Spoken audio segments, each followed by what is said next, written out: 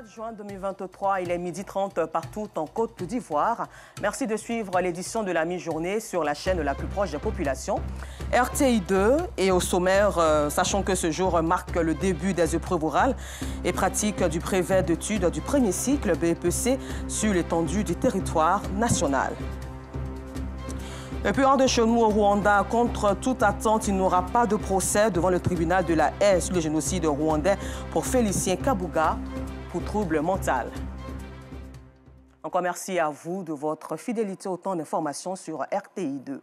Au chapitre éducation concernant le brevet d'études du premier cycle BEPC, après les épreuves physiques et sportives qui se sont tenues du lundi 24 avril au samedi 6 mai 2023, les épreuves orales et pratiques ont démarré ce mercredi 7 juin au samedi 10 juin 2023. Soulignons que la composition des épreuves écrites se tiendra du lundi 12 au vendredi 16 juin 2023. Et selon le ministère de l'Éducation nationale et de l'alphabétisation, cette année, comme les années antérieures, l'accent sera mis sur la vigilance afin d'éradiquer la tricherie sous toutes ses formes. Et comme tous les mercredis, pour notre rubrique Le carton vert, rendons-nous tout de suite dans la première capitale de la Côte d'Ivoire, la ville de Grand-Bassam, qui a conservé pendant longtemps ses infrastructures, vestiges de l'époque coloniale. Mais depuis 2019, Grand-Bassam a commencé à se moderniser par petites touches, de l'apparition des premiers feux tricolores à la mise en place de la première radio communale, en passant par la construction d'infrastructures scolaires et des projets pour les jeunes. Bassam se revêt de son manteau de belle ville, comme à l'époque coloniale. Un objectif visé par le premier magistrat de cette commune et son conseil municipal. Pendant 4 ans, ils ont multiplié les actions de développement et ces actions le valent aujourd'hui le carton vert de la rédaction de RTI 2, commenté ici par Bintou Pekele et Gilles Tonia. Ce sont les premiers feux tricolores de la ville de Grand-Bassam, première capitale de la Côte d'Ivoire. De 1893 à 2020, les Bassamois circulaient sans feu tricolore. On ne savait pas qui passait. Là, il n'y avait pas de règle de priorité à droite. Le quartier, là, à tout moment, il y avait des accidents. C'est pas bon, hein. Il y a trop de dégâts. Ouais. Souvent, les motards, même les tasmètres, là, seraient devant eux. Pour traverser les piétons, c'est un problème. Hein. C'est seulement en 2021 que les premiers feux tricolores sont apparus à différents carrefours à Bassam. Le carrefour Dialogue, Vétéco et Mosquée Silla. 12 feux tricolores pour véhicules et piétons. Et la circulation est améliorée dans la ville balnéaire. Depuis l'installation des feux, c'est encore plus facile. On circule bien. Chacun attend son tour de rôle pour passer. À l'image de ces feux tricolores, le rond-point de la paix, symbole de la marche des femmes en 1949, brille lui aussi de 1000 feux. À la nuit tombée, l'espace de référence a fait peau neuve il y a quelques mois. Les statues des braves femmes présentent fière allure. Et quand il fait jour à Grand-Bassam, travailleurs et étudiants bénéficient des services des bus de la Sotra pour relier Abidjan, la capitale économique. C'est aussi en 2021 que la Sotra a ouvert ses premières lignes, Bassam-Abidjan. En bus, je suis et j'arrive à l'école là-bas le soir aussi pareil. 3 000 par mois, je pense que ça nous arrange, nous les étudiants. C'est très bénéfique pour moi parce que son arrêt se trouve juste non loin de mon lieu de travail. D'Anani, je vais au campus. J'emprunte le 53 ou le 52 pour descendre devant la gendarmerie d'Abobo. Et de là-bas, maintenant, je prends un autre encore pour aller à PK18. Les 2 lignes de la Sotra, ouvertes de 5h du matin à 21h, et leurs 25 bus sont aussi un soulagement pour ceux qui viennent d'Abidjan. Je suis à Yopougon et je quitte à 4h. Le soir, j'ai fini à 16h. Je viens ici à Mossou et je repars avec le bus. Tu prends ton ticket, tu es assuré, tu es assis. L'endroit où tu veux descendre, l'endroit où tu es arrivé, puis tu descends. Il n'y a pas de complications. Ces actions, des initiatives du conseil municipal de Grand-Bassam depuis 2019 pour faire de la vieille ville coloniale une ville moderne. Les tout-petits sont aussi pris en compte dans le développement de Grand-Bassam. À l'EPP Ablé-Frédéric II, ces élèves de la maternelle vont enfin occuper des salles de classe répondant aux normes de l'éducation nationale. Construite en 1979, cette école n'avait pas de salle de classe ni de latrine pour les élèves de la maternelle. Aujourd'hui, le cauchemar est chassé par la réalisation de ce bâtiment de 3 salles de classe avec un bureau et des toilettes d'une valeur de 16 400 000 francs CFA. Toute l'école maternelle était dans une seule classe, donc on n'avait seulement que la grande section. Aujourd'hui, on a la possibilité d'avoir les plus petits, les moyens et les grands. Ajoutez à cela 4 nouvelles écoles entièrement construites, 4 autres réhabilitées, 2 cantines scolaires, 2000 bourses d'études, plus de 2000 kits scolaires, 400 prises en charge et 1675 tables bancs offerts par le conseil municipal de 2019 à 2022. Et pour booster les résultats scolaires, la mairie a instauré une journée de l'excellence. Nous avons mis en place un programme d'investissement important dans les infrastructures éducatives, puisque investir dans l'éducation, c'est préparer l'avenir de notre société. C'est ensemble que nous allons construire la Côte d'Ivoire de demain en façonnant des citoyens modèles et bien formés. Dans la ville, des aires de jeux omnisports ont été aménagées pour occuper sainement la jeunesse. Des jeunes qui pourront tenir des réunions dans un foyer, le premier foyer des jeunes de Grand Bassam. Situé à Mokéville, il abrite également la toute première radio communale. Et plus besoin d'aller à Abidjan pour avoir des informations sur des offres d'emploi pour ces jeunes. Le complexe technologique des jeunes de Grand Bassam est là pour renseigner. Il a ouvert ses portes en 2020. Ici se trouve également une direction du guichet emploi jeunes. Ce complexe a à son sein une salle multimédia réservée pour les recherches et les inscriptions en ligne pour des personnes en quête d'emploi. Pour tous ces jeunes qui ont des projets qu'ils veulent mettre en œuvre, ils s'adressent à la maison de l'insertion et de l'entrepreneuriat des jeunes qui les accompagne dans la mise en œuvre de ces projets-là. Et près de 800 projets ont pu voir le jour aujourd'hui. La présence de ces box à la place de la paix offre des opportunités aux femmes.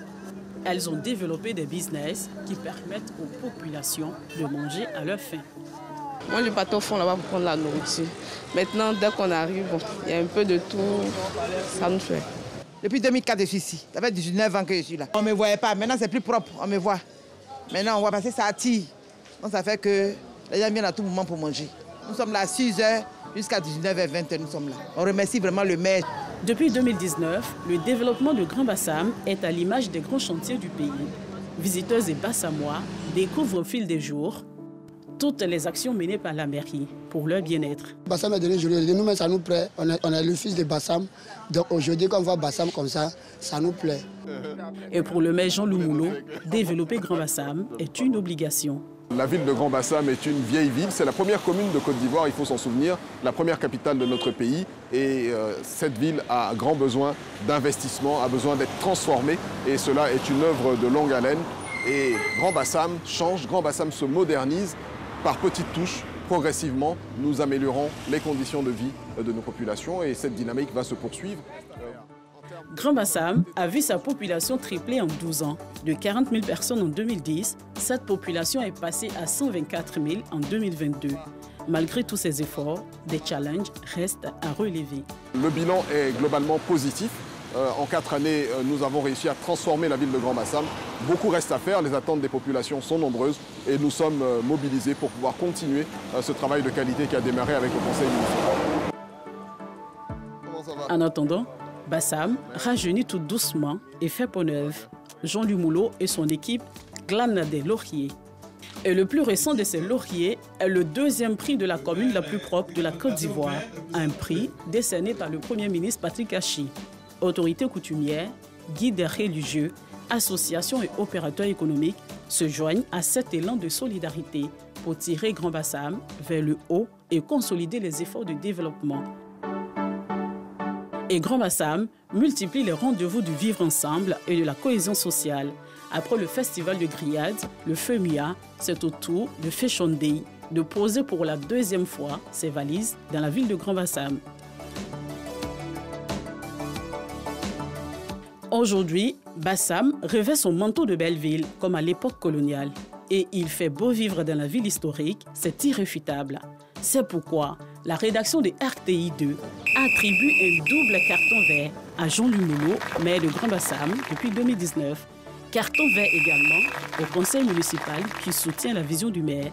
Et carton vert aux guides religieux et tous les acteurs du développement de la ville balnéaire de Grand Bassam dans la région du Sud Comoé.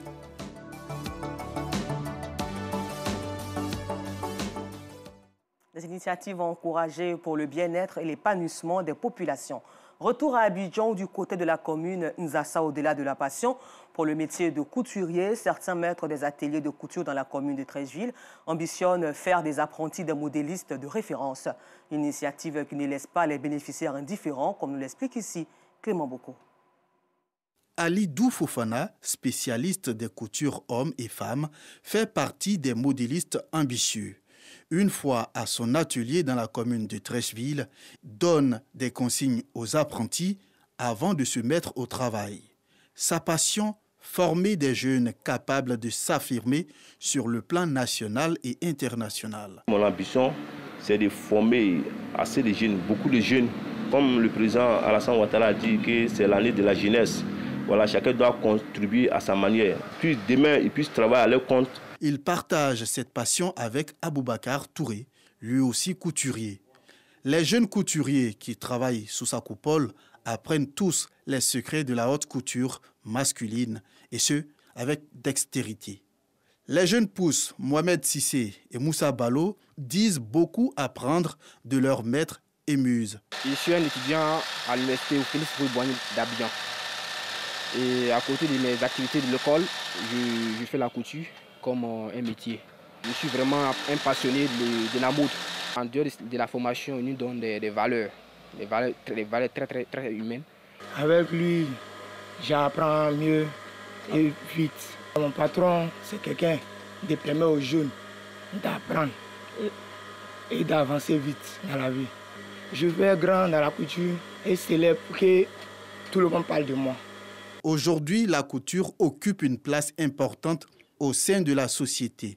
Le district d'Abidjan regorge de couturiers pétris de talent. Même s'ils ne sont pas tous connus, ils ont conquis le cœur de leur clientèle par leur doigté. Un beau costume et un bel ensemble maxi ont vite fait de révéler leur talent. S'il y a des maîtres couturiers qui misent sur une brillante carrière, d'autres, par contre, s'investissent dans le coaching des apprenants afin de leur garantir un lendemain meilleur. À l'instar de toutes les mères ont été aussi célébrées à Logoualé en présence de Gervais Kwasi de RTI Man. Bien évidemment, c'est ma mère qui est la personne qui m'est beaucoup plus chère au monde. La personne qui me tient en cœur au monde entier, c'est ma mère. Il n'y a pas meilleur trésor au monde que maman, quel que soit son statut. Ménagère, commerçante, productrice agricole ou cadre d'administration, toutes les mères méritent un honneur en ce jour spécial qui leur est dédié. C'est en ce sens que la première magistrate de Logoualé a comblé les mamans de la commune et de la sous-préfecture. Ce sont plus de 1000 femmes qui ont reçu des présents composés d'ustensiles de cuisine, pagnes et argent en espèces. Notre maman est la plus belle femme du monde.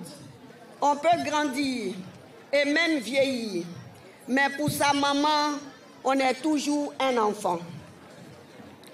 Respecter sa mère, c'est respecter la vie. Une maman, c'est comme du coton. Elle est douce à l'intérieur comme à l'extérieur et nettoie tous les maux. Toutes heureuses, les mamans ont témoigné leur gratitude pour cette marque d'attention et d'affection à leur égard. Madame le maire, chère sœur, chère maman, avons-nous les mots qu'il faut pour vous témoigner notre reconnaissance au regard de vos innombrables actions à notre endroit depuis votre accession à la tête de la commune de Logoualé. Grâce à vous et votre équipe municipale, nous, femmes, sommes organisées en groupement, en association, en coopérative agricole. Grâce à votre humanisme et vos nombreuses actions, les veuves, les orphelins, les indigents retrouvent le sourire. La plus haute autorité du district des montagnes n'a pas voulu se faire compter l'événement. Bonne fête aux femmes de Logoualé. Logoualé, on nous katoumai. Kanoué kadega fête ba. Car bonne fête, oh, que vos enfants réussissent à l'école, oh. Et quand ils vont réussir, ils n'ont qu'à avoir bon travail, oh. Parce que je sais que c'est la réussite de l'enfant, c'est la réussite de l'enfant qui est le souci de la maman. Dans moins de 2 semaines, ce sera au tour des pères d'être célébrés et tous les regards sont tournés vers la mairie de Logoualé. Hors de chez nous, il n'y aura pas de procès devant le tribunal de la Haye pour le génocide rwandais pour Félix Kabuga pour maladie mentale. Et pour terminer, le Vatican a annoncé aujourd'hui que le pape François, âgé de 86 ans, va être opéré en urgence sous anesthésie générale ce mercredi 7 juin après-midi à Rome pour un risque d'occlusion intestinale. Encore merci à vous et bonne suite au programme sur RTI2, la chaîne la plus proche de vous.